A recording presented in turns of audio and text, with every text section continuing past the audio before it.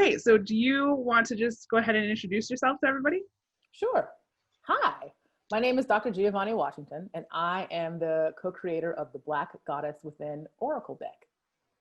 Oh my gosh, thank you so much for joining us. I just saw this on social media, and these images were just so powerful and just instantly grabbed me. I've never seen anything like this before, actually, honestly. Yeah. And it just really made me, not only did it resonate with me, but it really made me think about how um, I read cards full time, and it's not just reading cards. I mean, what we do is often very profound, and it's healing and it's in depth, and to work in the system and to expect to heal not only for myself but to help others where you're not reflected at all in a lot of the decks that you work with. So I was like, I have to have this immediately. Before I even started reading about it, like I bought it and it was in my cart. But then even reading, you have all kinds of other stuff too along with the deck. So how did we get here? How did we get here? Yeah. Well, let's see. I was working with a group of women. I got a PhD and very quickly realized that I wasn't going to be able to get a job in Los Angeles in my field. And my husband is from England, and he was like, I moved countries. We're not going to go chase around the country looking for you to, get a job and get tenure.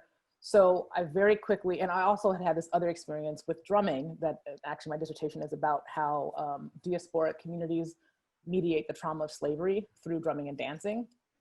And I was like, I want to take this drum medicine to the world. And then I found a business coach. And then a year later, like I was actually making money doing coaching and healing and drum work. And that was sort of the beginning. And I would say, I think at the end of 2015, I had this revelation. The first version of this was Black Creative Goddess. It was before the deck came out. And I was working with a group of women. And while we were working together, I think it was a 4 or 6 week program, the Ferguson happened and the police who had killed an unarmed Black man were acquitted. And I just remember, like being in tears and frustrated and pissed off and having to get on the phone with these women. It was 10 women and hold space for their anger and frustration and grief as well. And I was like, that's sort of when the Black Creative Goddess it moved from a moniker to sort of like a movement. Like we have to actually find the divinity in ourselves to be able to withstand this stuff that keeps coming at us, and I recognize that it's always been there, but there's a way in which we are traumatized and re-traumatized by it because we see it on TV and online on video all of the time. It's being shown all of the time. My 10-year-old the other day said, Mom, I want to see how they killed George Floyd. And I was like, 100% absolutely not. We're not watching that together. I was like, no, that's not what we're doing here. So that was when the seed was planted. And then the next year, I had been working with Oracle decks, and I actually bought an Orisha deck, a Cuban Orisha deck online. And when it came, I was like, oh my God, everybody was white, and I was like, well, I'm fairly certain that the Orisha, and by fairly certain, I mean, I know 100%, that the Orisha are of African descent and that Afro-Cubans are Black.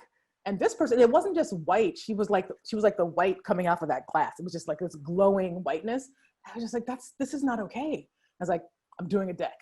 Also around the same time, my son was 5, and he had come home, and some kid said to him, I don't know what the conversation was, but Sterling's take home was that he was bad Black was bad, and that he was bad because he was Black. And this came out of a discussion around crayons. And I was like, oh my God, this is not okay. So I'm clear that the world views the Black body in a denigrated way, and that they don't think we're not human, and that's how slavery has happened. Like white folks, colonialists would not have enslaved their own people, right? They did not see us as people. And so this whole project is an effort to rehumanize Black people. I mean, we're human, so let me rephrase that. It's not that I'm rehumanizing us. I'm trying to rehumanize us in the eyes of other people. So they can see the divinity and the humanity. Like I think those things go together, the divinity, humanity, the power and the beauty that is available to us. And I mean, I guess there were really a lot of things. There's a book called The Encyclopedia of Goddesses, I think, by Patricia Monahan. And it's literally about this thick. And she did a lot of extensive research, goddesses from all over the world, and it's divided by region. And so in Africa, there's like a section on the Egyptian goddesses, and then there's a fairly well explicated section on the Orisha, the female Orisha, but then there's nothing else. And there's a glossary, there's an index, there's table of there's nothing else in the book. I was like, okay, there's a huge hole here. And so I started doing research, and I was like, oh my God, we're going to turn this into some cards. And the irony is I can't draw at all. Like I can barely draw a straight line, but I have a very, very committed team, a phenomenal photographer, and my graphic designer is off the hook. And we're actually already in talks about continuing the deck. I have a lot of research. I think I've got like 113 goddesses from all over the continent. I'm excited too. And then yesterday I was talking, and I said, I actually said the next 26 decks. And I meant the next 26 cards. I was like, oh my God, am I going to do 26 decks? But I think that even as it stands, I think that we can do, like with no more research, we can do 3 more decks of 39, which is, I think, pretty amazing. So we're going to start with the next 26 to have the super deck of 39, and then we'll go again. And it's not when I started, I remember sending that first email to like every Black woman I knew in Los Angeles. And I was like, okay, send me a picture, and then I got some pictures, and nothing was standard, and they were selfies, and like, it wasn't going to work. And then when we actually got the pictures taken, I was like, I remember my graphic designer likes to remind me of this all the time. I called her and I was like, can I learn Photoshop this weekend? And she was like, sure, G, you go ahead. And so there's this, I got some program online. It wasn't Photoshop, but I overlaid like some background. It came up in my, I should post it. It came up in my Facebook memories yesterday, but I was overlaying like a nature scene with the goddess, and it's terrible. Like, it's really tacky. And I was looking for a Black female graphic designer, and I just kept hitting a dead end. And this person, Liliana Castro, who I've been working with for literally years, since my graduation, actually, she did my graduation invitation. And then she did a bunch of stuff for the Rhythm Quest, which is what the business was called when we first started. She said, G, well, I can't really repeat what she said, but she said, I can do this with you. And I was like, okay. And she can read my mind. So she really should have been the first person I went to. But she was able to take the images, the raw images, and Photoshop the background. And we were very clear that we weren't going to Photoshop the women. Like we want to see real women in all their shape and glory. Yes, women who've had children. All sizes of women. All sizes, all sizes and all colors. One of the comments we've gotten under the ad and all ages, like these women, I think the youngest was 24 and the oldest was 55. So it's not all ages, like we definitely have some room to bring in some elders. But these were the women who showed up for this iteration. Because I got clear that I couldn't just put women in front of a camera, that we had to actually take them through a process. And that's what we did through a 3-day retreat called Reward, Retreat, and Rendezvous. I think that was the name of it. And so I can go into that later, but it's, and so that's why we didn't come out with more this year, is because of Corona, Queen Corona. But next year, hopefully toward the end of next year, we will be able to gather and, do the retreat, do the transformational work together, and then have the women take pictures. That was a really long answer. No, I want to know everything about this. I mean, I like it so much. The only thing I said, like I told my husband, I was like, there's 13 cards, 13 is my favorite number, but I want more of this. Like, that's the only thing. And so I'm so excited that there is going to be more. And did you say there was going to be a book as well? Yes, I was charged by one of the leaders in my healing community. She said, you need to write a book with this. And I didn't do a little insert because it was only 13 cards, right? And also I really like the accessibility of having the messages on the back instead of having to go to a book. Like you asked, one of your questions was like, is this for beginners or advanced workers? And I think this is for everybody, but beginners definitely can use this because it's right there, instead of having to go to a book. And I think tarot, are like much more complicated. Right. And this, I think, has an accessibility that I actually really, I think it's one of my core values, is making things accessible to people, having everyone be able to understand what's happening. And that was not the question you asked me. I went somewhere else with that. Sorry. I lost my train of thought. You're going to have the book. You're going to have a book. Right. So I didn't do the little pamphlet. And then when I was having this conversation with my healer, basically, she said, I thought she meant have the pamphlet, like, whatever, a 50-page book about the deck. And she meant an actual, like a chapter book. And the reality is there's enough research out there for there to be an encyclopedia of goddesses from Africa. And so that is, it speaks to me and my inner nerdiness, and my outer nerdiness. My nerdiness is not so hidden. So yeah, there'll definitely be a book. I think there'll be a pamphlet that's like speaks directly to how I'm interpreting the messages from the stories of the goddesses and the cultures and the geographies of Africa. But there will also be an encyclopedia, like, that sounds very inaccessible, but something like a compendium of information of these stories about the goddesses from Africa. That is my goal. Oh gosh, I'm so excited. So can you speak on a little bit of, well, you also have your class. Yes. Do you want to tell people about the course that you offered? Sure. Starting this Saturday, we're actually offering a course called Meet the Goddess Within. It is a self-care course for those working toward racial healing and ancestral restoration. And it started off with people kept asking me, well, how to use the cards. I was like, okay, well, we need to do some sort of explanation. And there actually is an ebook available, a quick start guide. And then when we got down to it and started getting more questions and really started working with people asking, it's like, this is really, and how I relaunched the deck in this moment was because of what happened with George Floyd, which was the exact same thing that happened in Ferguson 5 years ago. And I was like, we need to, this is the time, this is the moment. There's never been a better moment to re-release the deck in the world so that people can see the humanity and strength and beauty and power in Black women. And then also it's going to be supported by this 6-week journey. Every week we're going to put our hands on a card and we're going to, I'm going to say dissect, but we're going to dig into the card, the back and the front of the card. So we're going to be looking at racial healing, which I consider to be, I was just talking about this. It's sort of, racial healing and ancestral restoration are on a spectrum and they might overlap.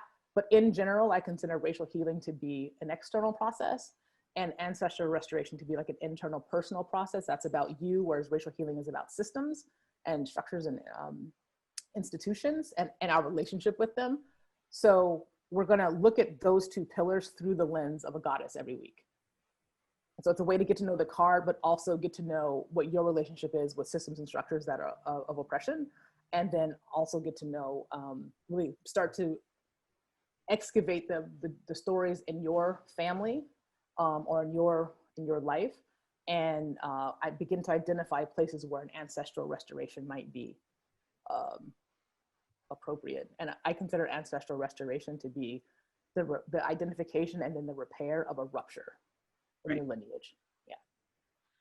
And so the course it's an online, like, yes, live Zoom course. Live Zoom. So anyone in the world could take this class, right? Yes. And so can you speak on a little bit of how, the class is, or the course is, it is about,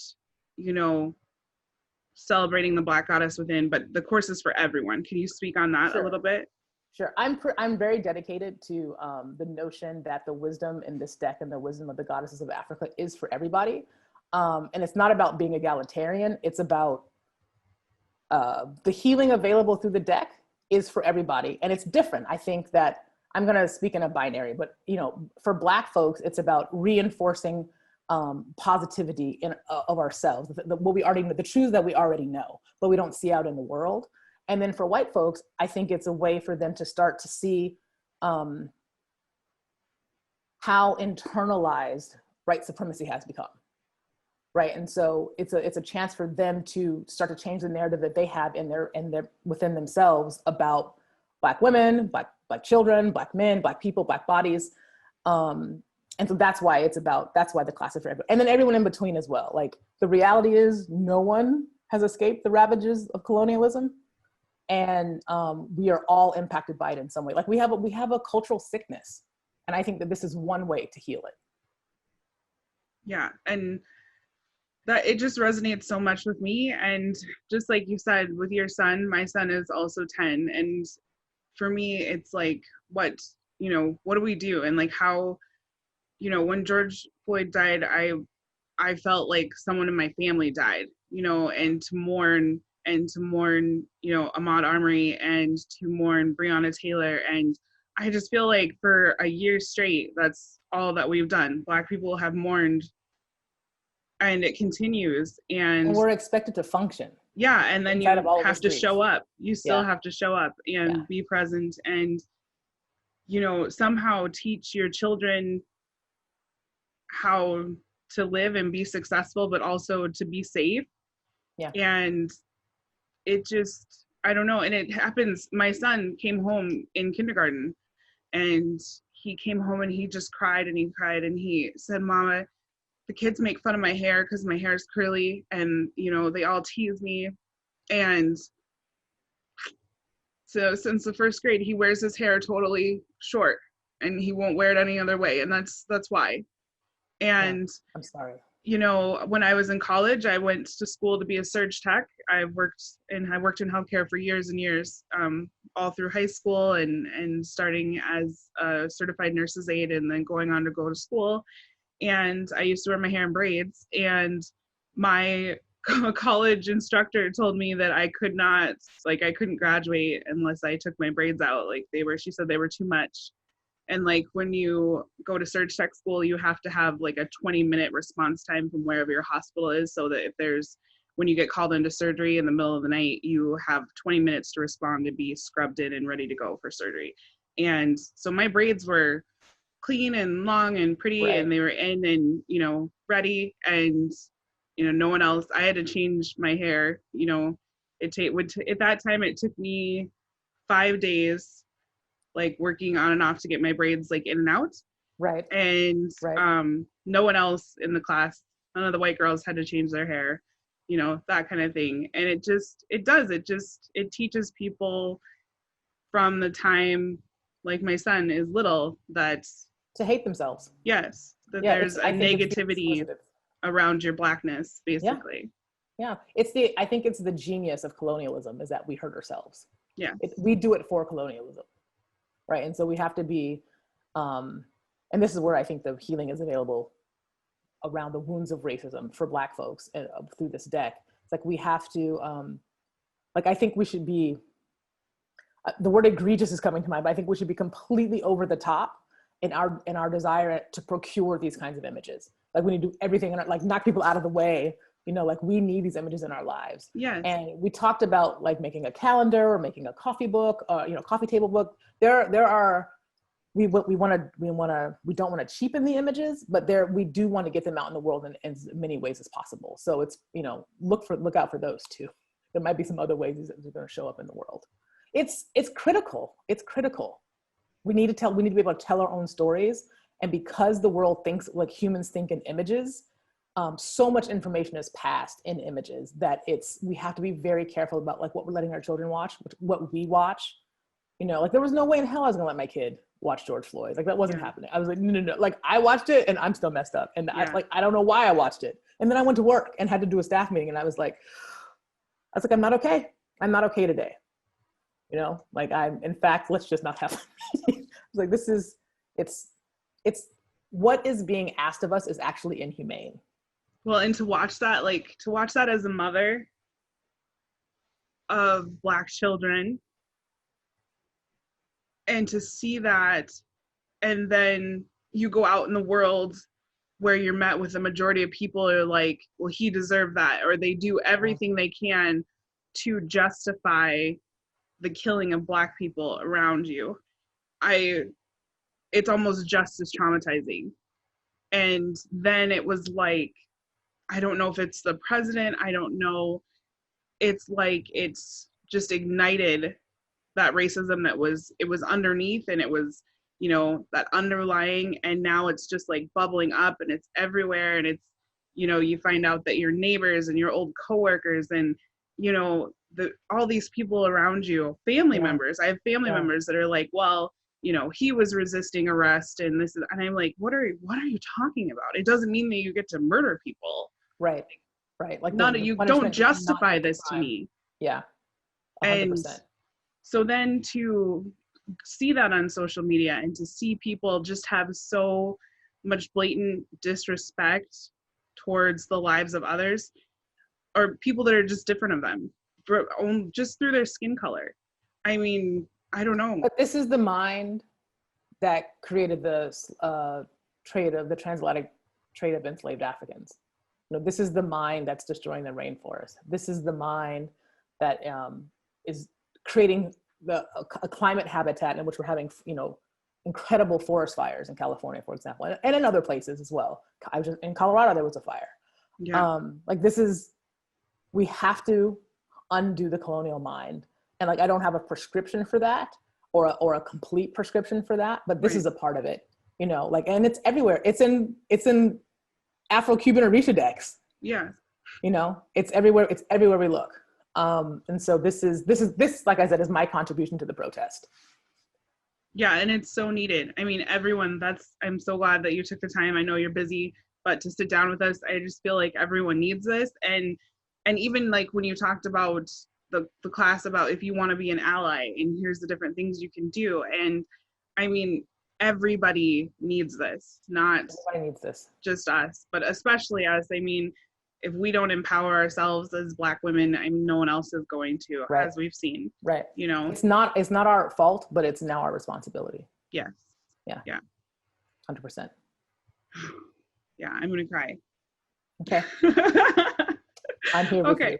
So tell me when creating this deck, what were, like, when you decided to go about it, just what was your process? What is your upcoming process for the next cards? What was the biggest challenge you ran into? Anything like that? Well, I had never made a deck before, so everything was new.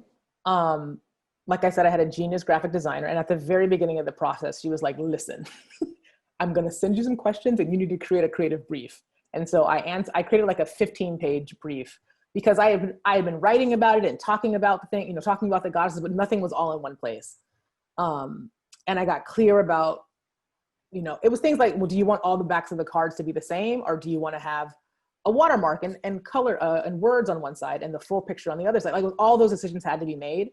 And then, so I went too far, but the process started with the women and the retreat, and they took pictures. We went through our process, and they basically met the goddess within, and that it wasn't so much about them meeting the particular goddess they portrayed. And it took a while for us to come to that verb to meet, because they weren't becoming that goddess. They were becoming their own goddess, right? They were really identifying and getting in touch with the goddess qualities in themselves, because we all have them. It's just about shining them, polishing them up, bringing them forward, calling them out. And so they met the goddess. So we did all this work for them to figure out what was in their way, and then, you know, doing ritual to get rid of those things, and then inviting them to meet the goddess on film. And so they did that. We all got together, we had a photo shoot, we had lunch, we dressed each other up, we did each other's nails. And I have a distinct memory of painting Brittany's, her name is Aura, sorry. Aura's fingernails blue. She's the Mami Wata. Okay. And having her sit on a yoga ball, like we had to really vision, because we knew that the picture was not gonna have a yoga ball in it. And then, so I guess this happened at the same time as I was meeting with the graphic designer. And then she took the images, and I remember she created, I think Oya was first. Oya was the first image. And when I tell you that I bawled when I saw the image, and she did it very quickly. I think she created them all it was less than 2 months, and she had a full-time job.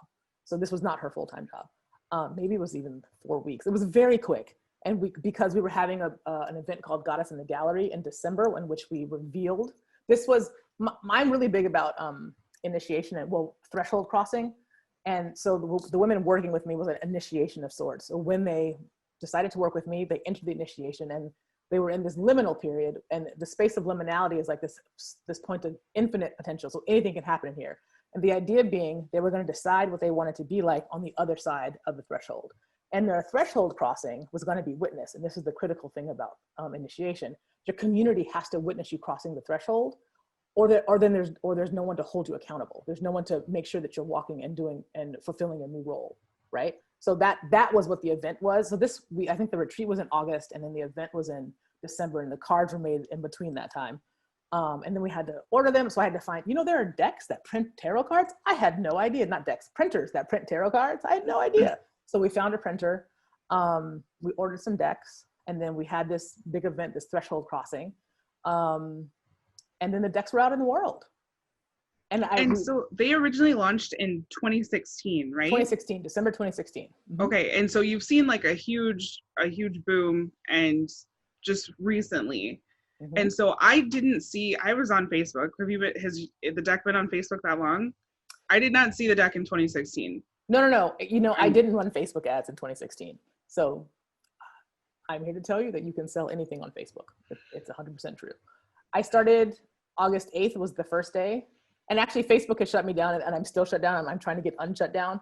And I stopped selling them on September 25th. I mean, the deck, the website is still there. You can still buy decks, but the ads aren't being served on Facebook right now.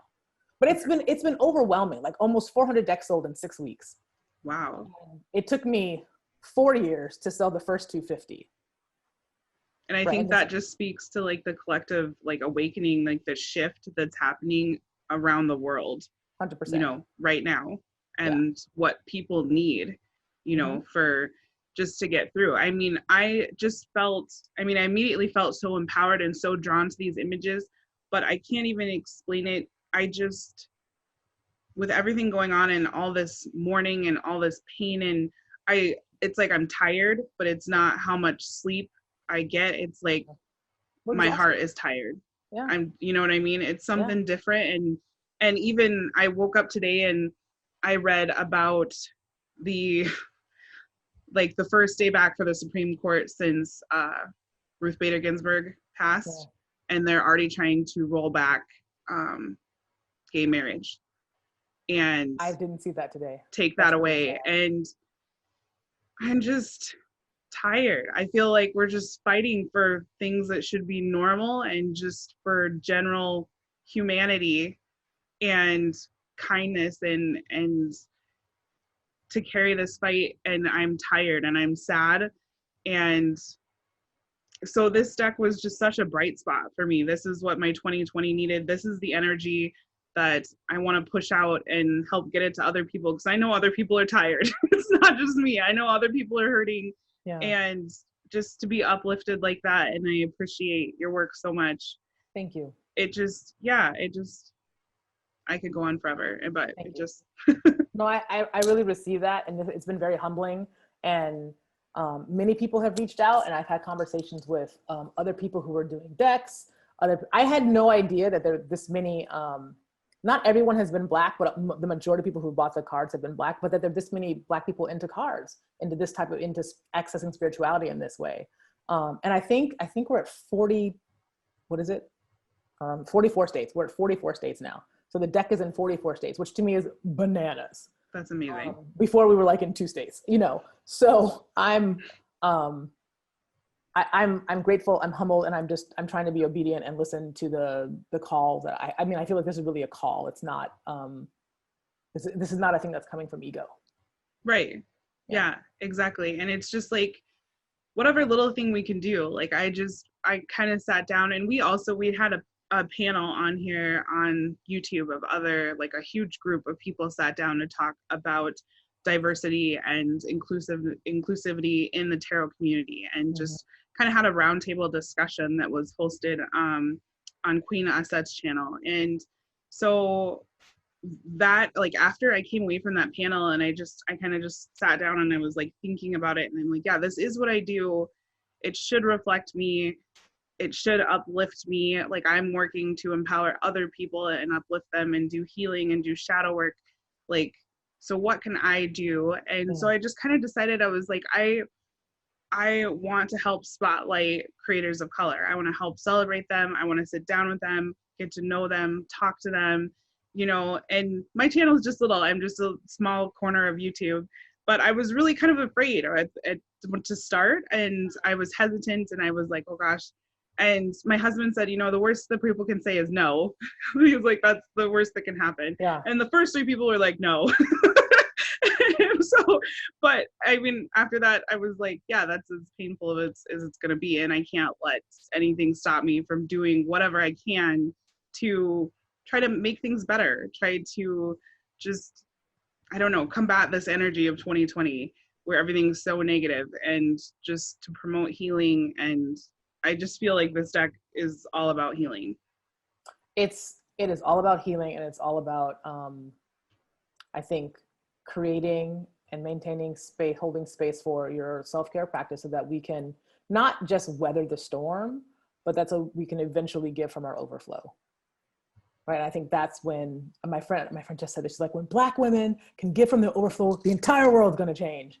And so I'm signing up for that. Yes, yeah. I'm here for that. Yeah. So, okay. So tell us more about your class. So anyone can take the class. It's a 6-week class, right?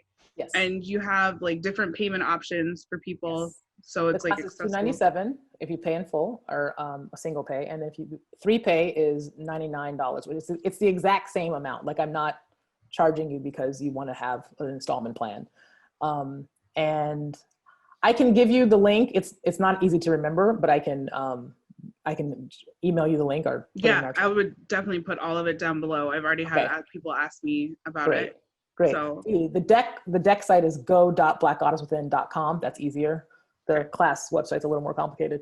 And I'm also doing race and restoration sessions with folks if they want to work with me privately. We can do that one time or an extended. What I'm just learning with people is that one time is great, but really once it takes more than one time really to even identify where this restoration might be in your lineages, and then to be held accountable to actually doing that work is a longer process. But this really is the work that lights me up. So there's the deck. In terms of the Black Goddess, there's the deck, there's the class that's coming now, and then there's the working with me toward ancestor, the race and restoration sessions.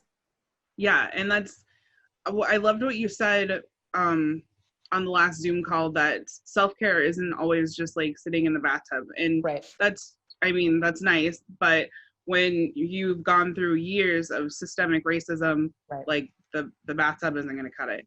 No. So I mean, like, this is the kind of things that are needed to empower people of color. Is effort, and I think that's sometimes a switch that needs to get toggled. It's not like doing nothing is not self-care, right? Unless that is the thing that you need to be doing. But like as a philosophy, doing nothing is not self-care. It actually takes effort and energy. But it's great. It creates a feedback loop. Like, the more you do, the better you feel, and the more you can do. Yeah. And that was kind of a wake-up call for me too, that like doing nothing isn't going to help you feel better with everything that's going on, you know? And so you have to try to take in this trauma and heal it, you know, so that you can move forward and hopefully inspire change. I mean, it's needed. I want change. And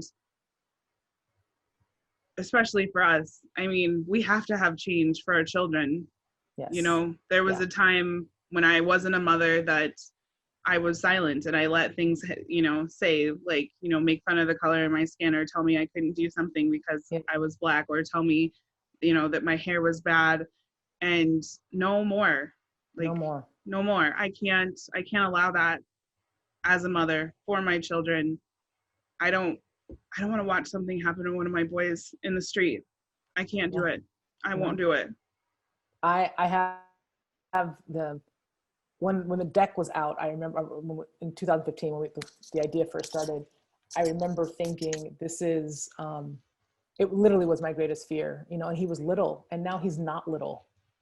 Yeah. Right. He's 10. And I can't tell you how many white folks are like, oh, is he like 12, 13? And I'm like, no, he's 10. But the world sees him as much older. And regardless, he's going to be much older. And the fact is, he has to, I'm afraid for him. And so I want to do everything I can in my power to change the world that he's going to be walking in, so that we don't have to watch these images with our own children or with anyone's children. Yes. And the things that we teach our children that aren't taught to white children. I mean, and so my son is 10 now, and I think of him as cute. He's chubby in the face, you know, we call him Boo Boo, and he's always been called Boo Boo, but the world perceives him as a threat. Yeah. And it's like, you can't, you know, don't go around with your hood up, you know, you can't play with toy guns outside. You can't play with water guns outside, you know. I mean, just the things that we have to teach our children to be safe. Yeah. It's, I don't know.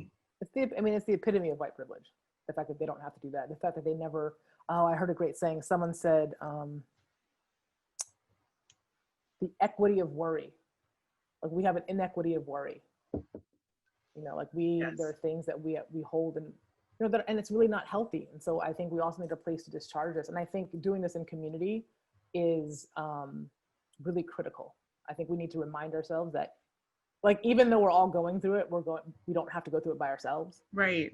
Especially now, and when we're all like, well, people are variously confined, but in theory confined at home, and not in school and not at work, and like we really have to, I think, make an effort to reach out and be in community and have a space to share these fears. Yeah. And also to be inspired. Right. And that's exactly what you're doing. That's exactly what this deck is doing, and your course is doing, is you're building a community. And even just being on the call with you and the other women, I felt like community, and I was like, this is the energy that I need. I feel so refreshed for the first time in like the longest time of waking up and reading more horrible news. And especially when I felt like my options were either, feeling depressed and broken, or just completely shutting myself down, that's not the right way. That's not the right answer either. And that's not how you affect change. But it does get overwhelming. And so it was very nice to feel that connection and that sense of community, and to just have that space. And so I really appreciate that. That's the first time in 2020 that I've had that. Oh, that actually warms my heart. I'm very glad there's something about just gathering that is a medicine, right? And it's funny, in my healing community here in Topanga, Dina Metzger always says, just gathering is an act. It is an action. And I'm always pissed off and frustrated. I'm like, no, we need to go out and do something. Like, we need to change things and burn shit down. But there's such a value in actually just gathering. And we don't have these spaces, so we have to create the spaces to gather. And I think that's one of my charges, is to call community. So that's what we're doing. And we're going to talk about these goddesses every week and have them enlighten us and bring us some light. Can you tell us like when to expect the new set of cards, the expansion? I would say by the end of next year, because so? I haven't yet figured out a way. I don't want to do the retreat on Zoom. I think that would right, the richness and organicness and being together in person, not just together on Zoom, together in person. And then also the photo shoot. So if we did things, even if we did it on Zoom, we would still need to come together to do a photo shoot. And I definitely want people to feel safe, and I don't want to put anybody in harm's way. So I'm hoping that the vaccine is out by September of next year. So I think I'm toying with the idea of running a Kickstarter campaign to raise the funds to do it, and to do it well, because I really did it on a shoestring last time. I mean, I say shoestring, but like I spent all the money. I gave it all the money, all the energy, all the effort, I left everything on the floor. It's one of the few times in my life where I really gave it everything that I had. And I would like to be able to do that again, but not have it feel, because I was exhausted afterwards, to not have it feel like, I got punched in the gut. And I think I want to tell you I'm excited to share this because I think you'll appreciate it. Do you know the name of the woman? Because I can't think of her name right now. The woman who actually drew the images for the Rider-Waite deck. Pamela Coleman. Pamela Coleman. Okay, so my idea is actually to make Pamela Coleman a card, make her a goddess for the next deck. That would be amazing. And I think it's actually a great example of ancestor restoration. Right? I'm so excited.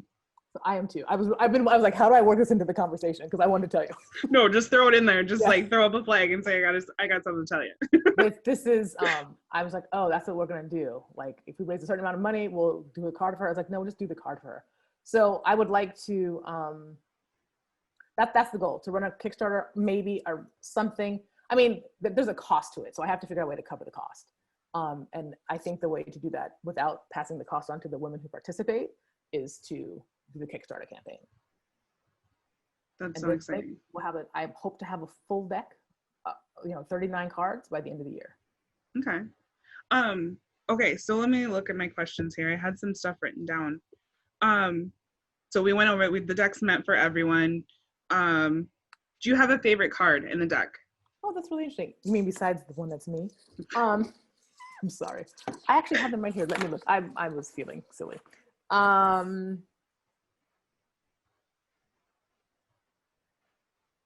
Okay, I'm going to answer the 2 questions. I have a favorite goddess. Or do I have a favorite goddess? And then I have of the concept cards, which one I like the best.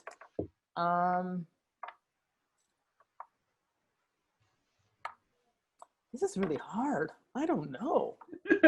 I don't know if I have a favorite card.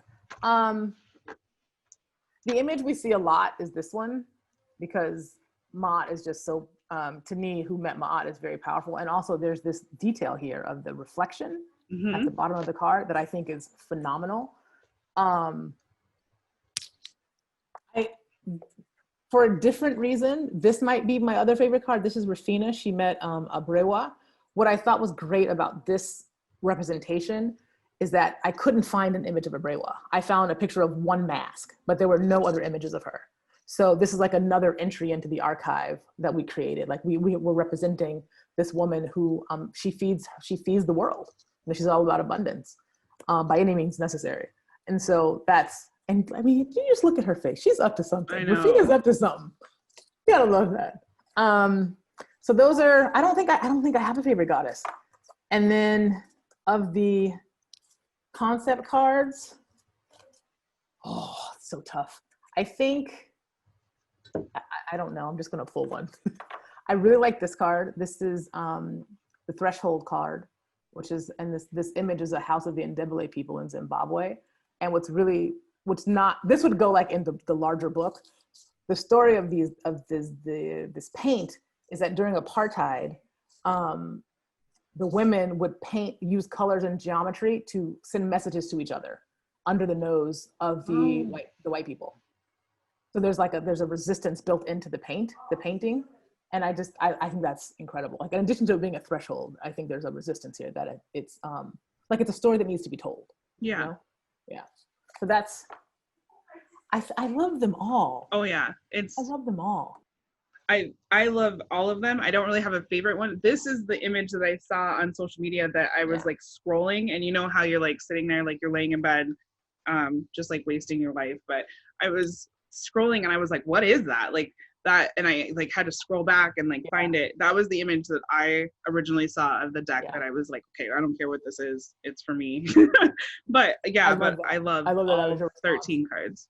Like this is all interesting. When this is Kim, and she met Oya, and where's the camera?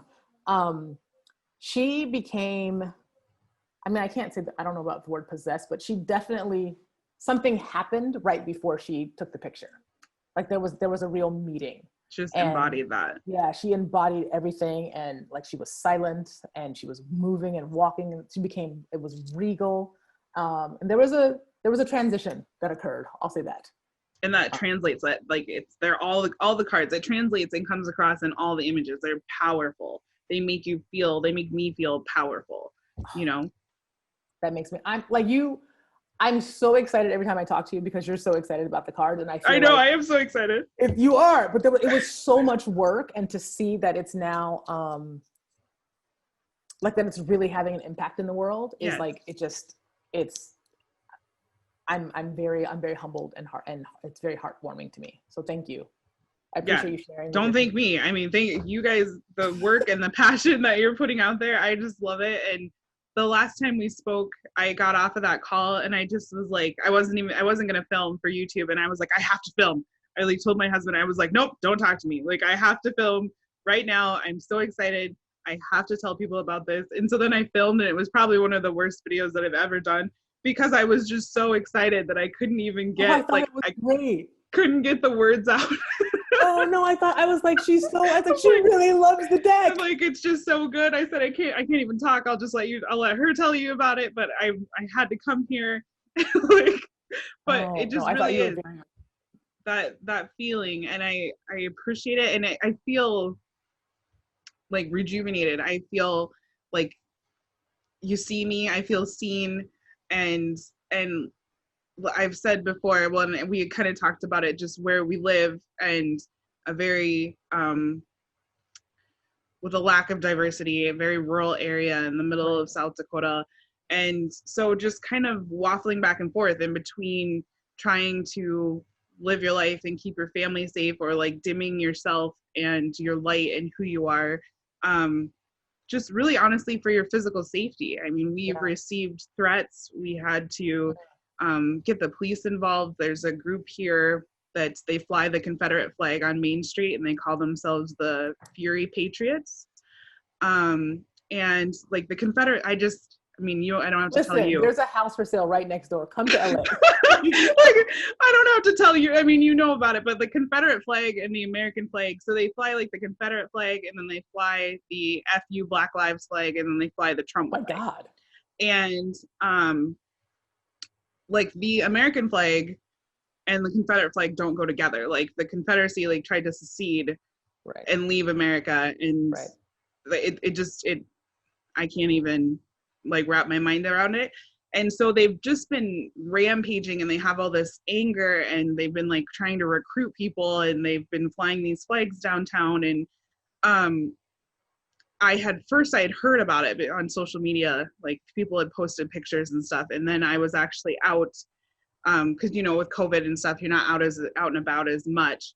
And so then I was out for like one of my pregnancy appointments, and I actually saw them, and it made me so uncomfortable, and it like made me afraid. And then I was angry because I was afraid, and I was like, I shouldn't have to be afraid. But like I said, in a town of 14,000 people, we're the capital of South Dakota, there are probably 10 Black individuals that live here.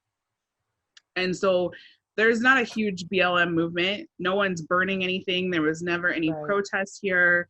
No one's looting or anything like that. And there's all this anger. And so we knew, and my husband and I talked about this, and we knew that it would only be a matter of time before they started to target the Black women and children that do live here. And it did eventually. It just recently happened, and we've had to like increase security at the house, and we had to like then get the police involved because we were getting like threats and stuff. And then the other side of that is like, I'm like, do we call the police? I mean, do they agree with them? Like, are they going to protect us? Does it matter? You know? And so it's just, I don't know. And you said your mother lives there too? Mm-hmm. So it's your mom, your husband, and your 3 kids and you. So there's 4 other Black people where you live? No, I'm adopted. Okay. And so, so it's me, and there's probably then my children. And so there's probably just a handful of other adults. Okay. And so it just, I don't know. That feeling, and the anger and the hatred that you get from people that have never met you and that don't know anything about you. And like, they also have a YouTube channel here on YouTube, and they have a channel, and they put out videos, and they're like, we're calling all the soldiers, all the American soldiers, we're taking back our country. Like, taking it back from who? Like, not only did slavery build this country, but I'm also an American citizen. Like, I don't understand. The rhetoric that's flying around right now, I think it's always been here, right? I think Trump being in power gave people permission to be out loud and frank and, just loud with it. And it's, I live in a big city, so like what you're experiencing, I don't necessarily experience on a daily basis. Well, thank goodness. And we're only like 8% of the population, but still that's thousands of us. Yeah. Right. But the last time I went to soccer was after, I can't remember which murder of 2020 it was. But it was the first time I had felt visceral fear about my husband who's Black and my child is Black not returning, or not being harmed, where they were just going to play soccer. And this is the inequity of worry that that's not my phrase, it's someone else's phrase, but this is that inequity of worry that woman was talking about. And it's a huge contributor to stress and to, it's one of the social determinants of health. Like the fact that we have to worry for ourselves and our physical safety and the safety of our families and loved ones in a way that other people, I mean, period. And then also in a way that other people don't. Right. It's like we live in, there's two Americas, or there's probably more than two Americas. There's at least two Americas. And that's why I just looked at this image again. Like, that's why we need these images, you know, like that's why it's important that Black and white and other people have these cards and have these images at their fingertips and be able to touch them and look at them, so that they understand that their actions have consequences, right? And extinguishing a life, like, none of these people have done anything that was proportional to their life being extinguished. Right. And it's really a damn shame. And I don't know, it's really, you know, I have this long-standing joke with myself that I'm not political, but clearly I'm political, and it's our existence is political. Our existence is political. Yeah, it's political, and it's I really do think it's incumbent upon us, especially in this moment when so many white folks seem to be awakening to the problem that's been here for 4 centuries, that we, you know, take the time to, not the time, but we take up space, that we take the time, that we're heard, you know, that we go to meetings and we say all the things, that we, not request, but required that they spend their money in Black businesses. You know, I think it's really about them divesting from their positions of privilege in every possible way. And I know that that's not a thing that's going to happen often, but I think that really is the answer. Again, short of burning all the shit down. Right. Well, and I'm totally for that. I just, I would be the match, but yeah. And it just showing Blackness tied to any type of positivity. Right. You know, I mean, and it gets to you. I mean, like, we know that Black isn't bad. I mean, we know that, but when you're just like inundated with these images and this hate on the social media and in life and from people and your neighbors, and it gets to you, and it affects the way you live. And I've even realized all the different little things that I do to make other people comfortable with my Blackness, you know, do for them on top of all the other things that I have to carry and stress about as a mother, as a Black woman. And I'm out there doing things or trying to be smaller or trying to be dimmer to make other people comfortable. Yeah. And that's, I mean, like, it is, there's a word I'm looking for. It's unfortunate that we have a behavior or a tendency to make I don't know, tendency, but there's a behavior in us. It's a survival tactic that's come from years and years of But they're racism. Also missing out on our light, right? Yes. It's like, yes, we've made ourselves smaller, but also, like, you're more comfortable, but you're also not getting the benefit of my light. Like, it's a double whammy, I think. Right. And it's like, damn all that. We're not being small anymore. I keep hitting the table. I'm sorry. We're not playing small anymore. Like, this is, I won't say anymore. We're going to continue to not play small. Right. We're going to continue to play big and to shine all the light, you know, all the light all the time. That is my, like, we got to take the medicine all the time, everywhere. That's my thing. All the time, everywhere. And unapologetic about it. Yeah. Yes. I thank you so much. And I'm sorry I've kept you way too long. I babbled and I cried, and I appreciate you, but you're so beautiful, and your light is so beautiful and so strong and inspiring. And this deck is empowering, and it's needed. It's necessary. And now is the time. Like, let's change the script for 2020. Like, let's take it back, and we have to take that step forward. You know, it's like oppression takes a step towards us, and we've been taking a step back, and we just can't anymore. We have no other place to back to, you know. I think the gift of 2020 is that it is, if you look, I guess, there's actually an opportunity to imagine ourselves without colonialism, right? It's kind of like Wakanda imagined in Africa without colonialism, and it was the tech center of everything, of the universe.